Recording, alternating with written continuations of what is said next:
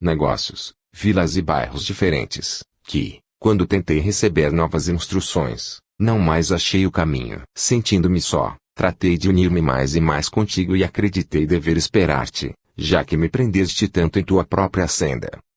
Catarino experimentou a surpresa angustiosa de quem encontra o fundo do abismo. Somente aí, compreendeu que os ignorantes não permanecem exclusivamente na terra e que o pobre Aquiles não passava de servo confiante da indolência que lhe assinalara a última experiência terrestre. Movimentando-se tardiamente, inclinou o companheiro a meditar na gravidade da situação e, à maneira de bandeirantes da sombra, puseram-se a caminho, das trevas para a luz.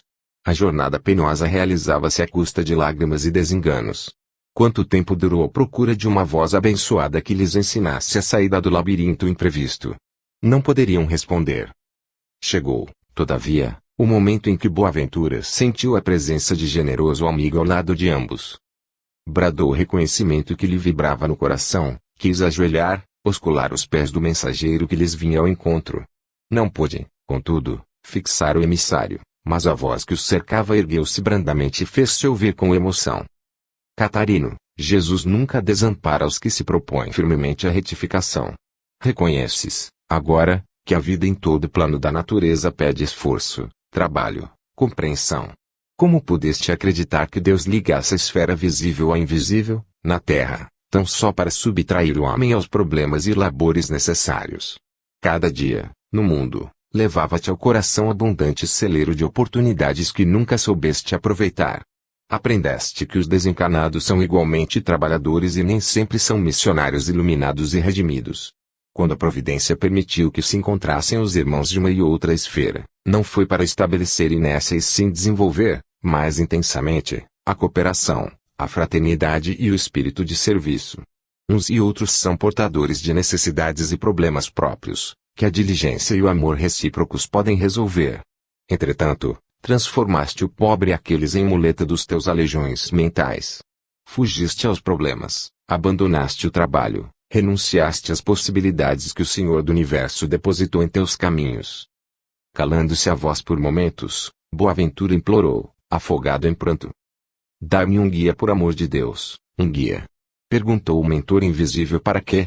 De que modo caminharás neste plano, se não quiseste aprender a caminhar nas estradas do globo? Não posso atender-te agora ao desejo, todavia, Jesus não te deixará ao desamparo.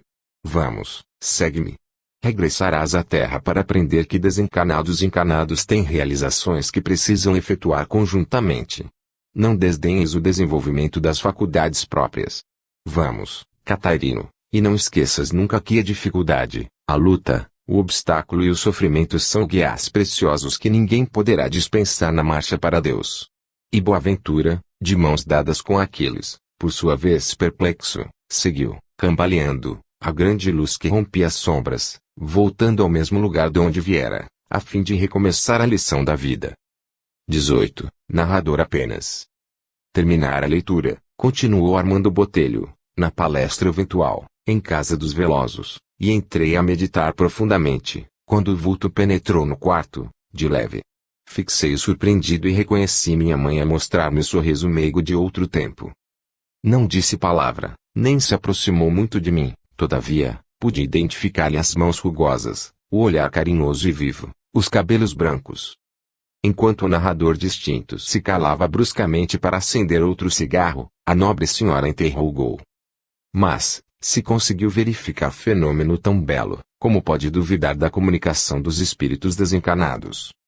Revelando maneiras apuradas no trato social, Botelho utilizou o cinzeiro, sorriu discretamente e sentenciou. Apesar disso, tenho minhas dúvidas. Quem me diz que a visão não era reflexo de minha própria mente? Durante o dia eu pensara em minha mãe, fitara retratos, relera velhas cartas dela. Nada impossível que meu subconsciente padecesse determinadas excitações. Aliás, estes casos são comuns. Nosso problema psíquico é mais transcendente do que se pode imaginar. A ciência de hoje relaciona observações indiscutíveis. Não compreendo bem, atalhou o respeitável Libório, hóspede da casa traço. Neste passo, o subconsciente nos levará a relações mais inacreditáveis e mais difíceis de exame. Sim, voltava Botelho, evidenciando falsa preocupação traço. Precisamos cuidado da investigação de fenomenologia tão extensa e complicada. Além disso, possuímos recursos ignorados e é possível enganarmos-nos a nós mesmos. Concordo, explicava o interlocutor, judiciosamente. Todavia, em qualquer esforço é indispensável fugir ao absurdo teórico. A conversação chegava a termo sem que ninguém estivesse de acordo. Armando não cedia. Contudo, ao transpor a porta, depois das despedidas, surgiam comentários discretos. Se Botelho é favorecido com tamanha proteção espiritual, por que não se modifica para melhor? Dizia a Sr. Peçanha recostada no sofá. É incrível que homens, assim, se entreguem a tantos escândalos na vida particular. Ora, alegava o marido, instalado na cadeira em frente. Por que se deixará ele incomodar com espíritos, quando tem vida folgada e dinheiro para esbanjar nos cassinos de luxo? A mulher ainda agora recebeu nova herança. Nessas condições, qualquer homem, ainda que visitado pela corte celestial, preferirá falar em ciência e faculdades ocultas. Retrucava, entretanto, a companheira tomada de boa intenção. Nem tanto.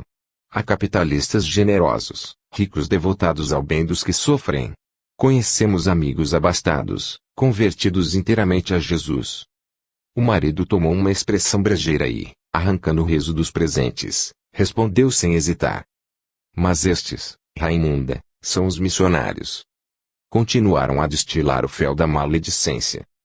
De alguma sorte, porém, Armando Botelho fazia jus a referências tão ásperas.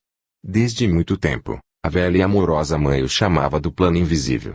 Intimamente, ele reconhecia o caráter real das manifestações, mas, amolecido pelo dinheiro, assumira condenáveis atitudes mentais. Se o coração começava a ceder, os vícios falavam mais alto dentro dele e punham em fuga, através de noitadas alegres, onde o jogo, o vinho e as mulheres desenhavam-lhe quadros deliciosos. Ótimo narrador, prendia aos ouvintes com a fraseologia espirituosa, relatando fenômenos que o rodeavam. Todavia, se algum amigo buscava incliná-lo a ilações religiosas, Botelho se revoltava. Citava cientistas e filósofos, observações e experiências.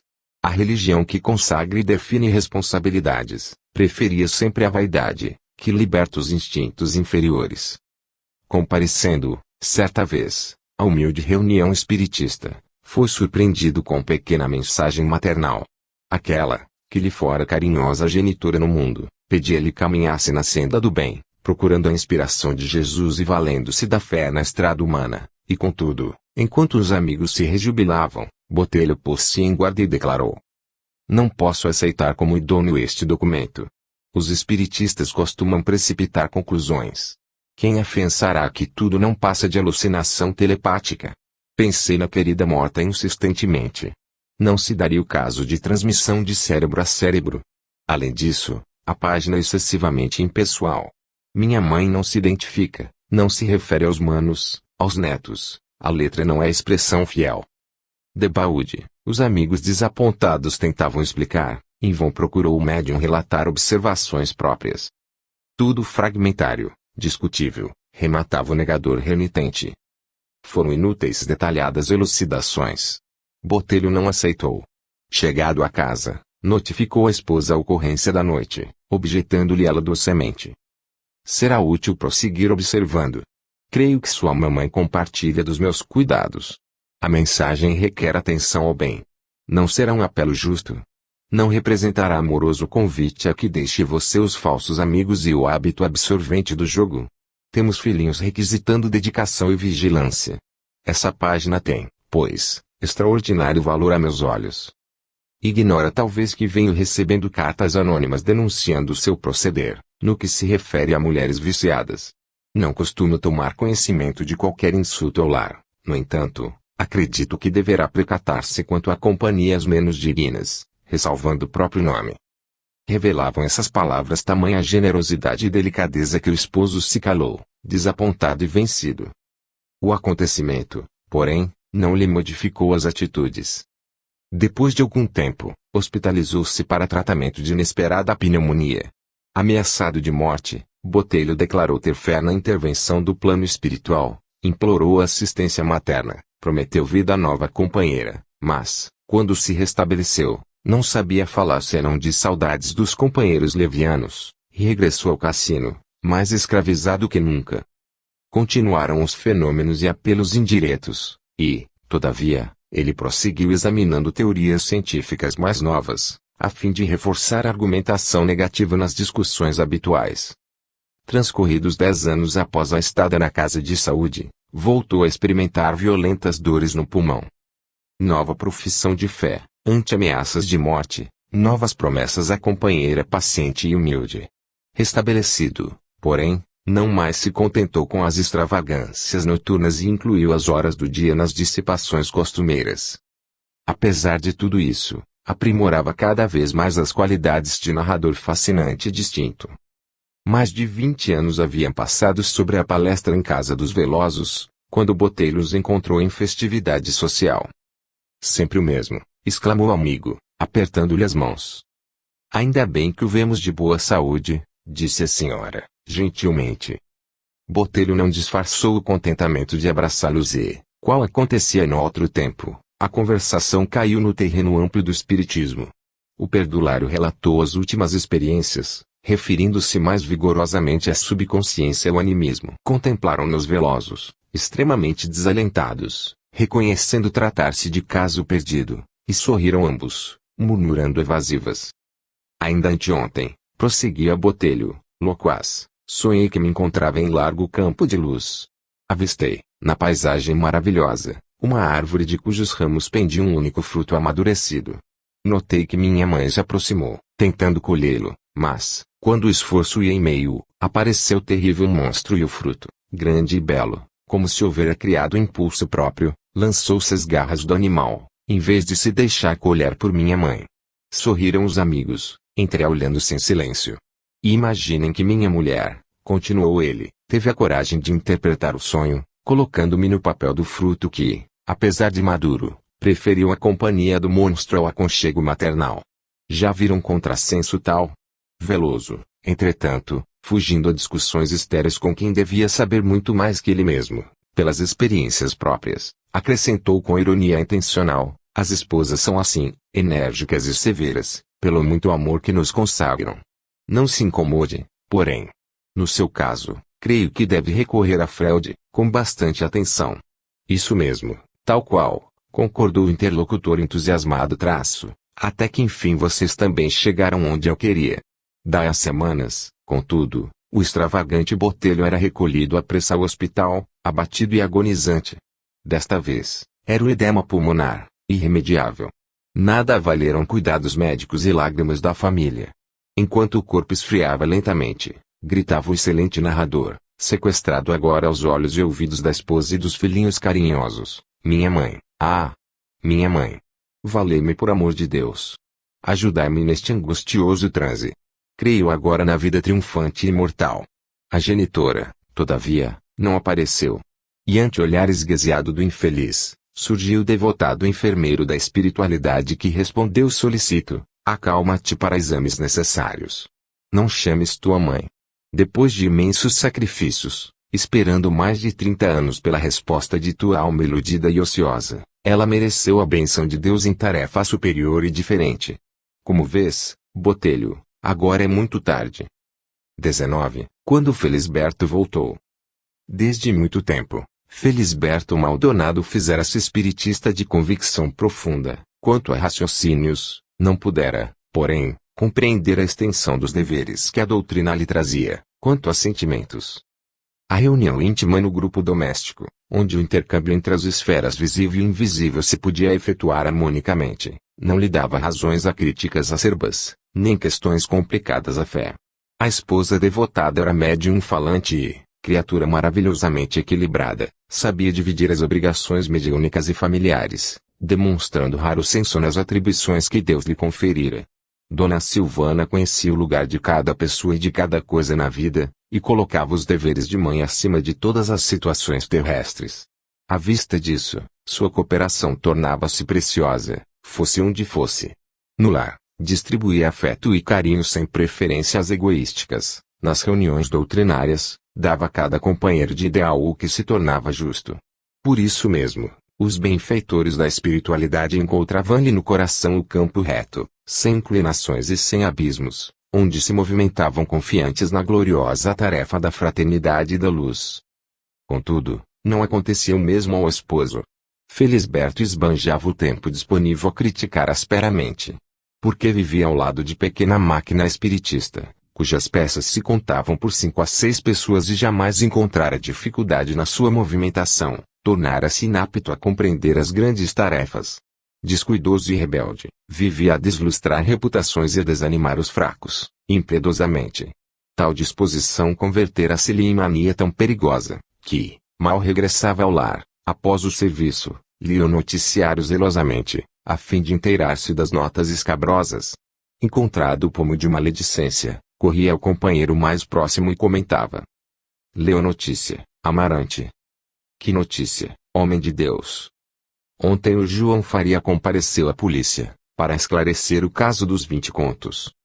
Antes que o amigo se pronunciasse, Felisberto continuava de punhos cerrados e olhos vermelhos. Será isso ação de espírita? Sinto-me revoltado com descaramento. Que cinismo! Quem o visse pregar o evangelho dá-lhe o nome de apóstolo.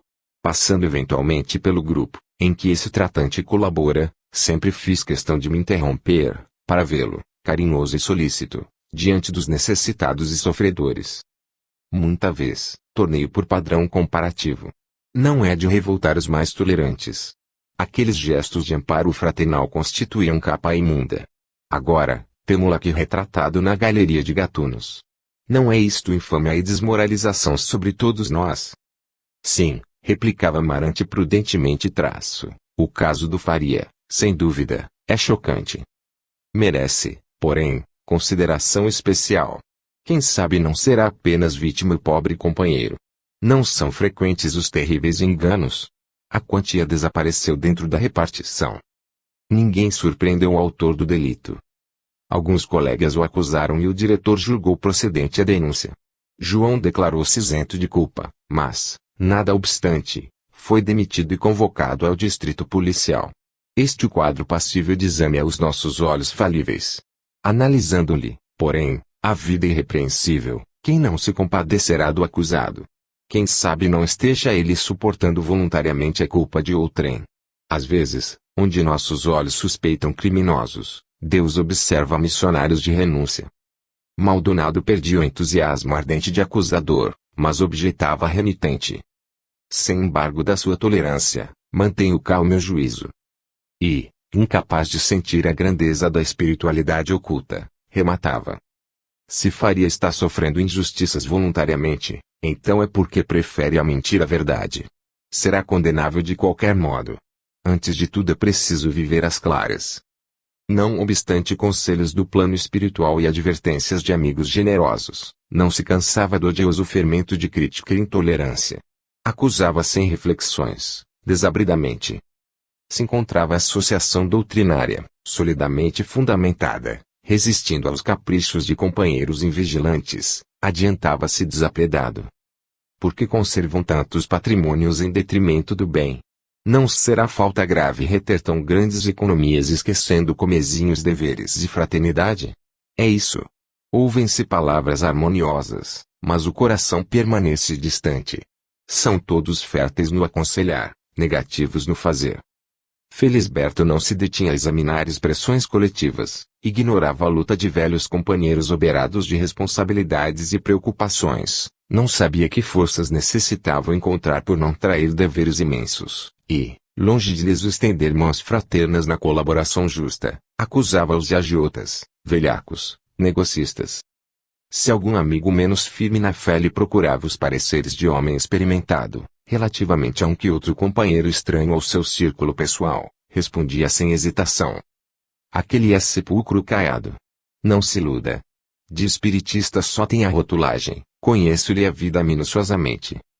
Por vezes, baseava tão áspero critério em mentirosas informações da leviandade popular. Nas reuniões, ouvia conceitos evangélicos respeitosamente, mas o ensinamento sublime não lhe penetrava o coração. Arquivava-o no cérebro, apenas, no propósito de exigir alheios testemunhos. Tão desviada a existência terminou, como era natural, em reduzidíssimo círculo de afeições. Felisberto desconhecer o código da amizade, esquecer a cooperação fraterna, dissipar a força emotiva em acusações e críticas mordazes. Não edificar a obra útil e passara na terra a maneira de alguém que somente visse lama nos materiais construtivos, que a providência espalhou em abundância nos caminhos da vida. Decorrido algum tempo, reconhecendo o íntimo desejo da viúva generosa, o instrutor espiritual do pequeno grupo anunciou que traria Maldonado na próxima sessão. Prometeu e cumpriu. Contrariando, todavia, a ansiosa expectativa de todos, o visitante incorporou-se à médium mais jovem, vibrando em soluços convulsivos. Não saudou a quem quer que fosse, não se referiu à vida nova e apenas clamava de cortar o coração mais endurecido. Ai de mim! Quem me restituirá o equilíbrio dos olhos? Não vejo senão animais horrendos, casas de lama envolvidas em sombra. E, após angustiados gemidos, perguntou: Quem sois vós que tendes garras em vez de mãos e mergulhais a cabeça entre espinhos? Observando os benfeitores espirituais que Dona Silvana chorava baixinho, retiraram-no imediatamente e, ante perplexidade geral, o mentor do círculo tomou a palavra e explicou paternalmente: Não vos admireis ante a dolorosa observação desta noite.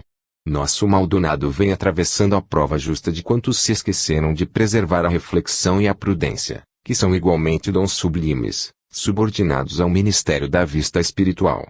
Ele, que jamais quis contemplar o lado útil e o aspecto louvável das pessoas e acontecimentos, colhe hoje os tristes resultados. Cada ser e cada coisa, nos planos de perfectibilidade em que nos encontramos, apresentam as faces de luz e sombra, quais lagos que oferecem o espelho transparente e o leito escuro, de lodo. Felisberto resistiu aos nossos apelos e desdenhou dos amigos vigilantes e dedicados. Gastou tempo e fixou a experiência nas zonas sombrias. É natural que não surja a tona da vida eterna empunhando faróis. Passando longos anos no fundo do lago, sempre calculando, definindo, medindo e pesando a lama, não poderia esquivar-se a furna sem a lama. É por isso que ainda não recobrou a visão perfeita. Munido dos velhos óculos de lodo, vê espinhos onde há dedos, garras em vez de mãos, e sombras onde há bênçãos de luz e sol. A viúva bondosa enxugava o pranto copioso, até que o respeitável amigo sentenciou afetuosamente: Não chore, minha irmã. Lembre-se de que a perturbação agrava os males e de que a serenidade os resolve. E, imprimindo singular acento às palavras, afirmou ao despedir-se, sobretudo, que ninguém esqueça a lição preciosa de hoje.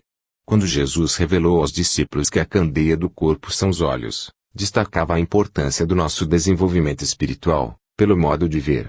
Quem se detém exclusivamente no mal, apaga a lâmpada e foge à colaboração com a vida, mas, quem vive pelo bem, embora se aproxime do mal, consegue transformá-lo em coisa útil, porque encontrará possibilidades divinas em toda parte, cooperando com Cristo para a luz eterna. Em seguida a última observação, fez-se a prece de encerramento. Os companheiros tinham os olhos molhados e, ao contrário do que se verificava em ocasiões idênticas, ninguém se aventurou a comentários. Cada qual tomou seu caminho em profundo silêncio. 20. O valor do trabalho. Ninguém contestava os nobres sentimentos de Cecília Montalvão, entretanto, era de todos sabida sua aversão ao trabalho. No fundo, excelente criatura cheia de conceitos filosóficos, por indicar ao próximo os melhores caminhos. Palestra fácil e encantadora, gestos espontâneos e afetuosos, seduzia quem lhe escutasse o verbo carinhoso. Se a família adotasse outros princípios que não fossem os do espiritismo cristão, Cecília propenderia talvez à vida conventual. Assim, não ocultava sua admiração pelas moças que, até hoje, de quando em quando se recolhem voluntariamente à sombra do claustro. Mais por ociosidade que por espírito de adoração a Deus, entrevia nos véus freiráticos o refúgio ideal. No entanto, porque o espiritismo não lhe possibilitava ensejo de ausentar-se do ambiente doméstico, a pretexto de fé religiosa, cobrava-se em longas conversações sobre os mundos felizes. Dedicava-se, fervorosa, a toda expressão literária referente às esferas de paz reservadas aos que muito sofreram nos serviços humanos. As mensagens do além, que descrevessem tais lugares de repouso, eram conservadas com especial dedicação. As descrições dos planetas superiores causavam-lhe arroubos indefiníveis. Cecília não cuidava de outra coisa que não fosse a antevisão das glórias celestiais. Embalde a velha mãezinha convocava a lavanderia ou a copa. Nem mesmo nas ocasiões em que o genitor se recolhia ao leito, tomado de tenaz enxaqueca, a jovem abandonava semelhantes atitudes de alheamento às tarefas necessárias. Não raro discutia sobre as festividades magnificentes a que teria direito, após a morte do corpo. Ao seu pensar, o círculo evolutivo que a esperava devia ser imenso jardim de espíritos redimidos, povoado de perfumes e zéfiros harmoniosos.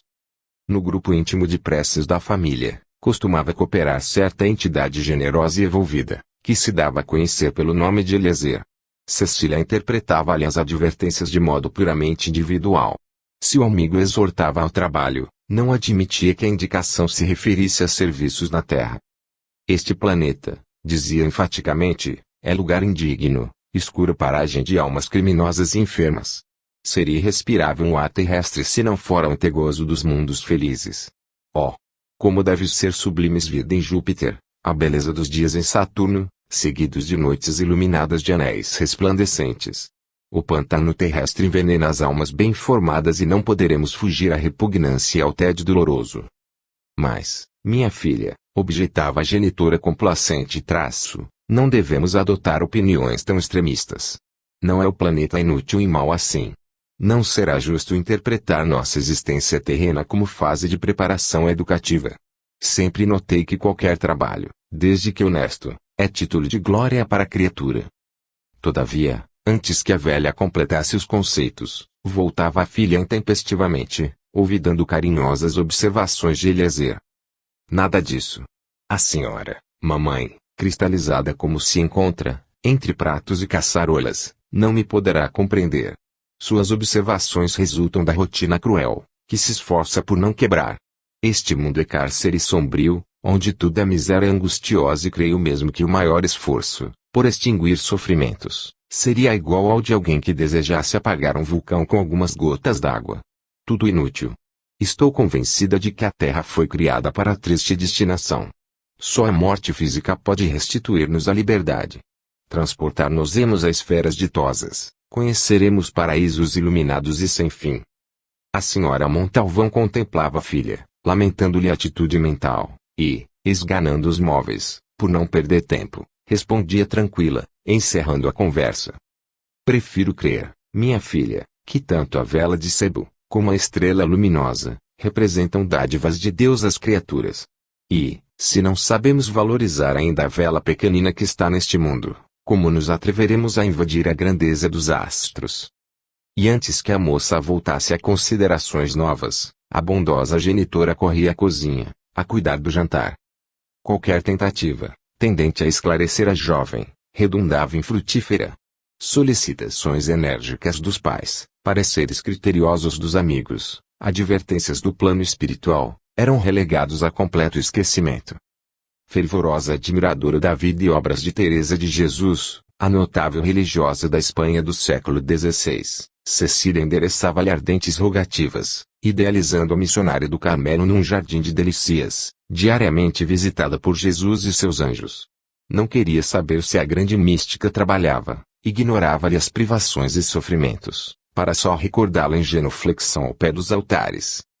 Acentuando-se-lhe a preguiça mental, vivia segregada, longe de tudo e de todos.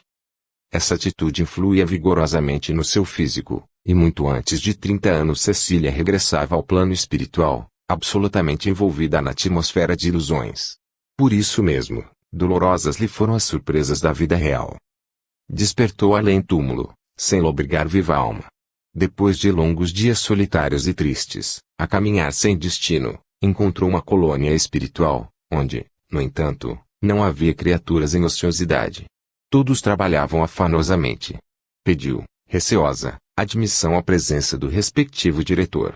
Recebeu-a generoso ancião, em espaçoso recinto. Observando-lhe, porém, as lânguidas atitudes, o velhinho amorável sentenciou: minha filha, não posso hoje dispor de muito tempo ao seu lado, pelo que espero manifeste seus propósitos sem delongas. Estupefata ante o que ouvia, ela expôs suas mágoas e desilusões, com lágrimas amargurosas. Supunha que após a morte do corpo não houvesse trabalho. Estava confundida em angustioso abatimento. Sorriu o ancião benévolo e acrescentou: Essas fantasias são neblinas no céu dos pensamentos. Esqueça-as, bondosa menina. Não se gaste em referências pessoais. E entremostrando preocupação de serviço, concluía. Por não termos descanso para hoje, gostaria dissessem que lhe posso ser útil? Desapontada, lembrou a jovem a bondade de Eliezer e explicou o desejo de encontrá-lo. O velhinho pensou alguns momentos e esclareceu. Não disponho de auxiliares que possam ajudá-la, mas posso orientá-la quanto à direção que precisa tomar. Colocada a caminho, Cecília Montalvão viu-se perseguida de elementos inferiores. Figuras repugnantes apresentavam-se-lhe na estrada, perguntando pelas regiões de repouso. Depois de emoções amargas, chegou à antiga residência, onde os familiares não lhe perceberam a nova forma. Ia retirar-se em pranto, quando viu alguém sair da cozinha num halo de luz. Era o generoso Eliezer que a ela se dirigia com um sorriso afetuoso. Cecília caiu-lhe nos braços fraternais e queixou-se, lacrimosa. Ah! Meu venerando amigo, estou abandonada de todos. Compadecei-vos de mim. Guiai-me, por caridade, aos caminhos da paz. Acalma-te, murmurou o benfeitor plácido e gentil traço. Hoje estou bastante ocupado, entretanto, aconselho-te a orar fervorosamente, renovando resoluções. Ocupado? Bradou a jovem, desesperada. Não sois instrutor na revelação espiritual? Sim, sim, de dias a dias coopero no serviço das verdades divinas, mas tenho outras responsabilidades a atender. E que tereis no dia de hoje, em caráter tão imperativo, abandonando-me também à maneira dos outros? Interrogou a recém-desencarnada revelando funda revolta. Devo auxiliar tua mãezinha nos encargos domésticos, ajuntou Eliezer brandamente traço. Logo mais tenho serviço junto a irmãos nossos. Não te recordas do tintureiro da esquina próxima? Preciso contribuir no tratamento da filha, que se feriu no trabalho, ontem à noite, por excesso de fadiga no ganha-pão. Lembras-te do nosso Natércio, o pedreiro? O pobrezinho caiu hoje de grande altura, machucou-se bastante e aguarda-me no hospital. A interlocutora estava envergonhada. Somente agora se reconhecia vítima de si mesma. Não poderias localizar-me aqui, auxiliando a mamãe? Perguntou suplicante.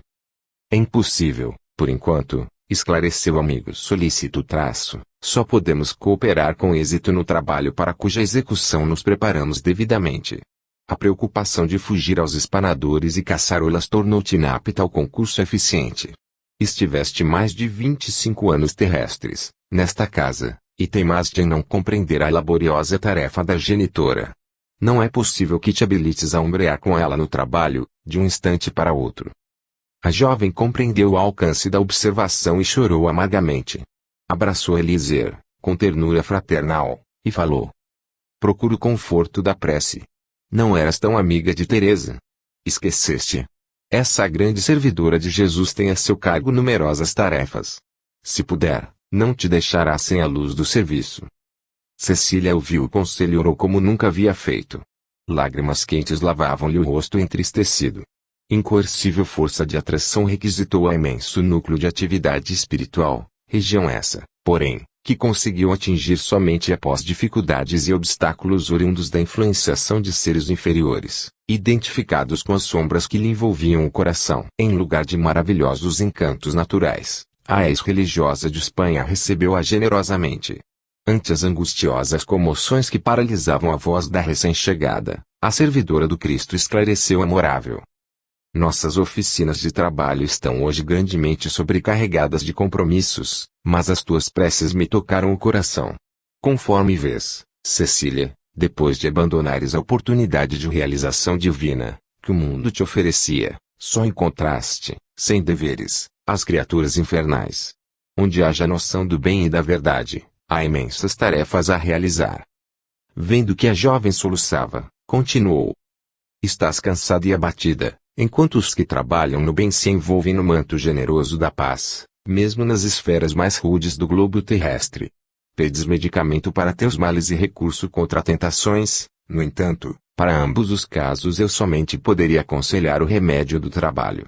Não aquele que apenas saiba receitar obrigações para outrem, ou que objetive remunerações e vantagens isoladas, mas o trabalho sentido e vivido dentro de ti mesma. Este é o guia na descoberta de nossas possibilidades divinas, no processo evolutivo do aperfeiçoamento universal. Nele, Cecília, a alma edifica a própria casa, cria valores para a ascensão sublime. Andaste enganada no mundo quando julgavas que o serviço fosse obrigação exclusiva dos homens. Ele é apanágio de todas as criaturas, terrestres e celestes. A verdadeira fé não te poderia ensinar tal fantasia. Sempre te ouvi as orações, no entanto, nunca abriste o espírito às minhas respostas fraternais. Ninguém vive aqui em beatitude descuidosa, quando tantas almas heróicas sofrem e lutam nobremente na terra. Enquanto a voz da bondosa serva do Evangelho fazia uma pausa, Cecília ajuntou de mãos postas. Benfeitora amada, concedei-me lugar entre aqueles que cooperam convosco. Teresa, sinceramente comovida, esclareceu com bondade. Os quadros de meus serviços estão completos, mas tenho uma oportunidade a oferecer-te. Requisitam minha atenção num velho asilo de loucos, na Espanha. Desejas ajudar-me ali? Cecília não cabia-se de gratidão e júbilo. E, naquele mesmo dia, voltava à terra com obrigações espirituais, convicta de que, auxiliando os desequilibrados, havia de encontrar o próprio equilíbrio. 21. A moléstia salvadora. Voltara Antonino Tinoco da reunião habitual, entretanto, a palavra amorosa e sábia dos amigos espirituais não lhe aliviara o coração atormentado, como sucedia de outras vezes. Generosas entidades lhe falaram ao íntimo, da beleza da consciência pura, exalçando a felicidade no dever cumprido, e, contudo, parecia agora inabilitado à compreensão. Aquele vulto de mulher ocupava-lhe a mente, como se fosse uma obcecação doentia. Não lhe dera Deus o lar honesto, o afeto caricioso da companheira e dos filhinhos. Que lhe faltava ao coração. Agora, sentia-se quase sem forças. Conhecera numa festa elegante, íntima. Recordava nitidamente o instante em que se cumprimentaram pela primeira vez. Não tencionava dançar, mas alguém insistira, apresentando-lhe Gildete. Entendeu-lhe de pronto o temperamento original. Conversaram envolvidos em simpatia franca, embalados em sons musicais, dentro da noite linda, sob árvores tranquilas e balouçadas de vento descuidoso. A história de Gildete comovera e os dias enlaçaram ambos cada vez mais, em repetidos encontros. Não valeram explicações, advertências e conselhos de sua parte. Abandonara-se-lhe a jovem teimosamente, enredando em maravilhosa teia de seduções. Contara-lhe complicado romance de sua vida, que Antonino aceitou com a boa fé que lhe caracterizava o espírito fraternal. Gildete, no entanto, vinha de mais longe. Espírito envenenado de aventuras inconfessáveis, presumia Tinoco outra presa fácil.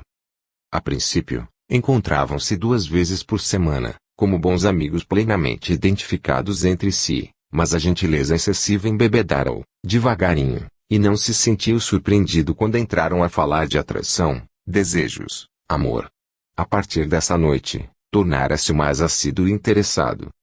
De quando em quando, advertiam a consciência nos recessos do ser. Seria crível que, integrado no conhecimento de sublimes revelações espirituais, se entregasse inerme a condenáveis aventuras, quando assumira sagrados compromissos de família. Por vezes, acentuava-se-lhe o impulso de resistência, beijava ardentemente os filhinhos, alegrava a esposa, renovando delicadezas cariciosas, subitamente, porém, lembrava outra e, qual animalzinho magnetizado, inventava pretextos para ausentar-se. Gildete obcecara-o. Cada noite, lia-lhe novas páginas de ternura, que afirmava escritas somente para ele, na soledade do coração. Dirigia-lhe olhares súplices, lacrimosos, tímidos, de criança ingênua, e que Tinoco interpretava como carícias de primeiro e único amor. Em vão tentava referir-se à dedicação platônica a que lhe competia, aos sagrados compromissos que o prendiam. A sereia destacava sempre novas possibilidades e descobria diferentes caminhos para a satisfação dos criminosos desejos. Antonino escutava-lhe os apelos, sob emoções fortes, devorando cigarros avidamente. Em determinadas ocasiões, cedera quase. Mas no instante preciso, quando a perigosa criatura se julgava triunfante na batalha oculta, algo lhe ocorria ao espírito bem-intencionado, impedindo a total rendição. Eram lembranças vagas dos filhos queridos, recordações de gestos amorosos da companheira. Outras vezes, parecia-lhe escutar de novo as preleções evangélicas das reuniões espiritistas que costumava frequentar periodicamente. Judete exasperava-se, sentindo-se espicaçada pela vaidade ferida. Mais de um ano decorrera, no qual Antonino perdera energias e tranquilidade. Emagrecera. Nunca mais se lhe observara o olhar sereno de outros tempos. Ele próprio não sabia explicar a causa de sua resistência moral, ante a situação complicada e indefinida. É que o abnegado Anar, velho companheiro de existências transcorridas, seguiu espiritualmente de há muitos séculos e permanecia vigilante. A tirania da mulher inconsciente sobrepunha-se uma influência superior. Se Judete emitia conceitos tendentes a desintegrar o caráter de Antonino, oferecia-lhe Anar pensamentos nobres. A imaginação do rapaz convertera-se em campo raso de luta. Naquela noite, todavia, Tinoco revelava-se mais fraco. Era-lhe quase impossível resistir por mais tempo. Debalde aproximou-se o benfeitor trazendo-lhe socorro. Cérebro escaldando, Antonino refletia, não via tantos amigos, aparentemente respeitáveis, sustentando episódios afetivos longe do lar. Possuindo recursos financeiros para atender às suas obrigações, como deixar Judete em abandono. Afinal, não seria generosidade amparar uma criatura sem arrimo e sem família? O nosso Antonino aproximava-se da capitulação integral. Preocupado, nervoso, esperou o dia imediato e, à noite, procurou ansiosamente a perigosa diva. Depois de trivialidades usuais, penetraram o terreno das considerações afetivas. Judete parecia-lhe mais sedutora que nunca. O dever é cruz bem pesada, suspirou ele com amargura. Mas não se trata de fugir ao dever, tentou ela esclarecer sutilmente traço. Longe de mim a ideia de comprometer teu nome, arruinar tua paz doméstica. Não achas, porém, que também eu tenho direito à vida? Sou o faminto atormentado, junto ao celeiro rico de afetos. Teus escrúpulos são naturais e respeitáveis e sou a primeira a louvar a nobreza do teu proceder. Entretanto, não podes desconhecer minha condição de mendigo batendo-te à porta. Há quanto tempo suplico migalhas de amor que te sobram no lar? Encontrando-te, supus-me acompanharam a vida e os pensamentos. Nossa primeira noite de baile pareceu-me a entrada em paraísos maravilhosos. Guardei a impressão de que tua voz chegava de longe, do paz delicioso do sonho. Depois, Antonino, informei-me da tua vida. Estavas preso a outra, eras pai de filhinhos que não são meus. A realidade encheu-me de sombras e, não obstante a sorte adversa, nunca desanimei. Amo-te com ardor sempre novo, esperando-te ansiosa. E porque o rapaz lhe guardava as mãos entre as dele, a revelar carinho, Judete tinha os olhos úmidos, brilhando a luz cariciosa e discreta, e continuava. Não exijo que sacrifiques teus deveres, não desejo te transformes em marido execrado, mas suplico a migalha de afeto, algo que alivie os pesares imensos desta minha solidão angustiosa. A essa altura, desfez-se em pranto convulsivo, que Tinoco procurava estancar carinhosamente. Abraçando-a, comovido, renovou protestos amorosos e tudo prometeu, decidido a todas as consequências. Não chores assim, deves saber que vives comigo em toda parte, no coração e no pensamento. Ouve, Judete. Iremos amanhã para Petrópolis, organizaremos nossa vida. Não posso desprezar a família, mas passarei a manter o lar e o ninho, a mãe de meus filhos e a companheira ideal. A pérfida criatura exibia gestos de felicidade imensa. Depois de venturosos votos muitas vezes renovados, separaram-se com a promessa de união definitiva, para o dia seguinte. Nessa noite, todavia, enquanto Tinoco tentava a custo conciliar o sono, absorvido em projetos de voluptuosa exaltação, Omar, aflito, trazia um nobre amigo da espiritualidade, mais experiente que ele próprio, a fim de opinar na difícil conjuntura. Anacleto, o venerando guia, examinou Antonino atentamente, meneou a cabeça e esclareceu. Toda a zona mental está invadida de larvas venenosas. As zonas de receptividade permanecem fechadas à influenciação superior. Teu protegido está absolutamente hipnotizado pela mulher que lhe armou um laço de mel. Abismando-se Onar em amargurosa tristeza, Anacleto explicou. Só há um meio de salvá-lo. Qual? Perguntou o generoso amigo. A enfermidade grave e longa, algo que, abalando nos recessos da personalidade, lhe esgote o terrível conteúdo psíquico. Trocaram ideias durante alguns minutos e, voltando Anacleto à esfera superior, podia-se ver o mar em agitação intensa. Alta madrugada, Tinoco despertou de breve sono, experimentando dores agudas. Levantou-se, mas as cólicas e vômitos incoercíveis obrigaram-no a deitar-se novamente. A esposa abnegada, depois de mobilizar os recursos possíveis, telefonou inquieta ao médico da casa. O facultativo atendeu prontamente. Após minucioso exame, prescreveu banhos quentes e injeções intravenosas de água salgada. Ao despedir-se, falou a Sr. Tinoco em caráter confidencial. O caso é muito grave. Tenho a perfeita impressão da cólera morbus. A fraqueza, a algidez, os vômitos e contrações, são sintomáticos. Voltarei mais tarde para colher elementos necessários ao exame bacteriológico. Mal clareava o dia e Antonino já apresentava lividez cadavérica. O dia correu entre inquietudes angustiosas. À noite apareceu Gildete, acompanhada de amigos, para a visita aparentemente sem significação. Acercando-se do leito, não dissimulou a surpresa profunda ao ver Antonino palidíssimo, ofegante, aguilhoado de cólicas dolorosas. Não obstante as pesquisas de laboratório e renovação de tratamento, Tinoco piorava dia a dia. Acabrunhado e lacrimoso, na fase culminante do sofrimento, suplicou a presença da mãezinha querida, que desencarnara 2 anos antes. Evocado com veemência, o espírito materno não se fez demorado. Reconhecendo-lhe os padecimentos rudes, a velhinha venerável abraçava-o, rezando. Nesse instante, aproximou-se Omar e lhe falou entre enérgico e compassivo. Minha irmã, não implore a Deus providências favoráveis à saúde de seu filho.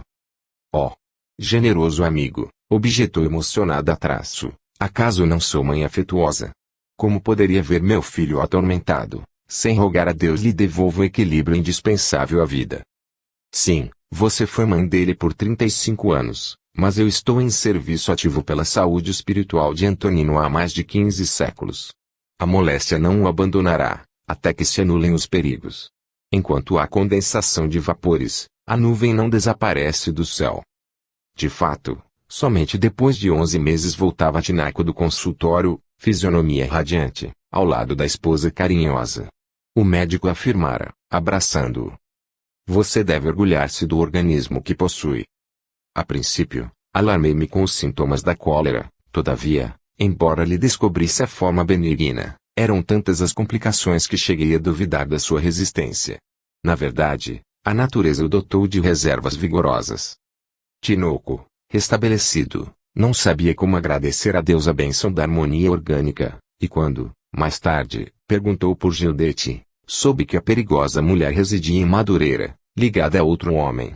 Só então compreendeu que, se o amor é capaz de todos os sacrifícios, o desejo costuma extinguir-se ao primeiro sinal de falência orgânica, ou de mocidade evanescente. 22. O remédio ou preguiça.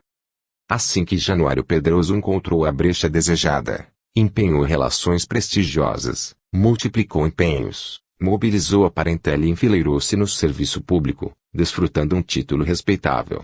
Na grande transformação ministerial que lhe oferecerá a oportunidade, coube-lhe atribuições de ordem técnica, interessante a vasta região do país, onde lhe competia orientar o trabalho de pecuários e lavradores. Entretanto, ao ver-se revestido de autoridade e lendo seu nome nas tabelas de pagamento do jornal oficioso, voltou à inércia de outros tempos, de que eu saíra tão só por conjugar o verbo pedir. Não era mau companheiro Pedroso, mas, em matéria de serviço, era de uma negação absoluta. Assinava o livro de ponto regularmente, sentava-se à mesa de trabalho rodeado de documentos e fichários volumosos. Todavia, se o superior hierárquico tardava em aparecer, ele se erguia vagaroso, mãos nos bolsos, e procurava o primeiro colega em disponibilidade para conversações ociosas. Visitava as diversas sessões de serviço, criticava os que trabalhassem, distribuía anedotas insossas, e, quando o chefe se instalava no gabinete, retomava o lugar, de mãos ocupadas e cérebro vazio. Januário, poderá informar-me o que há com o processo de construção do parque avícola? Indagava o diretor, preocupado. Aqueles papéis que me entregou no mês passado para guardar? Respondia o funcionário pausadamente, em longa frase, complicando o assunto em vez de explicá-la. Sim, mas não lhe dei para arquivar e sim para informar. Pedroso fungava ruidosamente, movimentava a mão pesada no monte de documentos, espraiava o olhar preguiçoso e, Muito depois, no segundo expediente, aproximava-se do chefe e esclarecia. Eis aqui o processo, no entanto, precisa ser selado. O diretor fixava entre a piedade e a impaciência, e dizia: Pedroso, não ignoro a falta dos selos e creio que, ao lhe confiar o trabalho, referi-me à providência. Sim, senhor. Com estas duas palavras, voltava à mesa e a papelada continuava a esperar solução. No dia imediato, encontrando-se ambos a sós, o diretor tornava a palavra com benevolência. Você, Januário, necessita despertar na profissão escolhida. É moço, inteligente, culto, contudo, faltam-lhe iniciativa e diligência. Não se comove, porventura, ante a perspectiva de serviços que nos requisitam esforço. Anime-se, mobilize energias. Dê andamento aos processos, procure interessar-se pelo trabalho ativo. Deve compreender que não estamos aqui para cruzar os braços ou deixar que as circunstâncias nos governem. O rapaz baixava a cabeça e respondia: Sim, senhor. Ante o silêncio e a humildade postiça, rematava o diretor bondosamente. Pois bem, vamos então pensar e trabalhar. Traga-me a relação dos núcleos pecuários do norte. Daí a pouco, Pedroso vinha dizer que a relação estava incompleta. Quando ouvia advertências diretas do superior, o funcionário mostrava-se tímido, no íntimo, porém, andava cheio de considerações tendentes à rebeldia. Que era o serviço público, em seu modo de ver, senão o lugar do menor esforço. Achava-se garantido pelo decreto de nomeação. Não poderia ser alijado sem rumoroso processo administrativo e recebia, por isso, as advertências da chefia sem maior preocupação. Concitado energicamente ao dever, curvava-se cuidadoso e prosseguia nos velhos hábitos. Compreendendo a dificuldade, o superior resolveu observar-lhe as possibilidades de outro modo e enviou-o à zona do norte, conferindo-lhe honrosas responsabilidades no fomento da produção agrícola e pecuária. Pedroso demorou-se mais de um ano sem dar notícias de suas atividades. Impressionado, o chefe chama a sede dos trabalhos. Então, Januário, diga-nos alguma coisa. Que fez neste ano de tarefas novas? Perguntou bem-humorado. Não foi possível realizar coisa alguma, replicou o funcionário preguiçoso traço. A região é muito seca. Sorriu o chefe paciente e explicou. Mudará, então, de zona, designá-lo-ei para serviços no sul. E assim foi. Decorrido, porém, um ano, voltou o subordinado informando que o sul não lhe oferecera elementos adequados. O chefe tolerante exclamou, antecipando-se às justificativas. Compreendo. Se você encontrou tanta seca no norte, certo foi surpreendido por água excessiva no sul, todavia, poderei mudar sua rota. Irá agora para o oeste. O funcionário obedeceu, mas, decorridos 8 meses, regressava declarando que o oeste não passava de florestas selvagens. Nova designação para leste. No entanto, após 2 anos em que Pedroso apenas remetia notificação telegráfica de ponto, para efeito do pagamento mensal, voltava à sede, alegando que nada pudera fazer, devido às derrubadas extensas e ao espírito ruralista da região, refratário aos métodos modernos de agricultura e criação animal. O superior olhou-o, consternado, e assentou com resignação. Vá ficando por aqui mesmo. Não queria o subordinado outra coisa, e a velha vidinha continuou entre processos por despachar e obrigações por atender. Concluiu o diretor que Pedroso era impermeável a conselhos e esclarecimentos, e, conformado, passou a considerá-lo um mal irremediável na repartição confiada à sua guarda. O tempo correu e Januário sempre se manteve no mesmo lugar. Se lhe perguntassem quanto a preferências na vida, talvez respondesse que, acima de tudo, apreciava comer e dormir. A morte do corpo foi encontrá-la nessa atitude de inércia incompreensível. Atirado, então, a verdadeiro torvelinho de necessidades espirituais, em vão buscava esclarecimento nas rodas de serviço, onde permaneciam velhos companheiros. A maneira do idiota que acordasse subitamente, ignorando o verdadeiro caminho para a compreensão de si próprio, queria explicações e conselhos. Agora, porém, os amigos da terra não lhe percebiam a presença e estavam muito ocupados para recordá-lo com intercessões espontâneas. Debalde chamou, suplicou, insistiu e não poucos anos gastou na micedade penosa. Somente muito mais tarde, colhido na desesperação, por entidades caridosas, foi conduzido à presença de antigo orientador espiritual em condições de prestar-lhe ajuda eficiente. Enfrentando o generoso trabalhador da espiritualidade, queixou-se ruidosamente, exteriorizando as mágoas íntimas. Não necessita expor tão minuciosas explicações, exclamou o sábio mentor traço. Não é você Januário Pedroso, antiga servidor de tarefas rurais no planeta? Pois que? Conhecem-me aqui? Indagou boquiaberto. Esperava-o há muito tempo, tornou o benfeitor, e pode crer que demorou no caminho, porque desejava ainda escorar-se nos amigos encarnados, mesmo depois da transição da morte. Enumerou Januário as dificuldades, em pranto copioso. Sentia-se desventurado, sem a dedicação de ninguém. Implorou, ansioso, a renovação da experiência terrestre. Queria trabalhar, entendia agora o valor do espírito de serviço. O instrutor, porém, depois de ouvi-lo, tolerante, esclareceu serenamente. De suas anotações, em meu poder, não consta motivo para tantas lágrimas e sim apontamentos convidando a reflexões muito sérias, de sua parte. A permanência no mundo não lhe foi senão longa série de repousos, cestas, licenças, férias, abonos. Poltronas e leitos instruem a história da sua última encarnação. Assombrado, o ex-funcionário objetou, mas eu trabalhava no serviço público. Tal circunstância lhe agrava a situação. Se houvesse lesado alguém, na esfera particular, a intercessão e a tolerância facilitariam a solução dos seus problemas. Todavia, você é obrigado a prestar contas à coletividade, destacando-se uma classe inteira, sobre a qual sua vida pesou como parasita indesejável. Não poderei, entretanto, voltar à terra, para retificar meus erros. Será crível que se me fechem as portas da renovação? Sim, suas lágrimas de arrependimento são dolorosas e sinceras. Não ficará sem recursos. Ah! Graças a Deus, falou o mísero. Regressarei ao mundo, voltarei à minha repartição, compreenderei, agora, os meus companheiros, isto é que não, explicou o mentor com serenidade traço, na terra sem ainda é, contra a preguiça, diligência. Agora, porém, não estamos na esfera do globo. Você está enfermo e precisa remédio. Assim há de ser diferente, como? Interrogou o infeliz, aterrado. O magnânimo orientador dirigiu-lhe significativo olhar e perguntou, que indicava você, na qualidade de servidor do campo, quando o fogo invadia a pastagem? Pedroso, embora intrigado, respondeu, aconselhava-o contra fogo. O generoso amigo esboçou um gesto de bondade tranquila e esclareceu, tenho de partir do mesmo princípio. A ociosidade invadiu sua vida. Contra a sua preguiça devo receitar a imobilidade. Para que aprenda a estimar o trabalho e a criar o sublime desejo de movimentação no mundo, você renascerá paralítico. 23. A solução caridosa.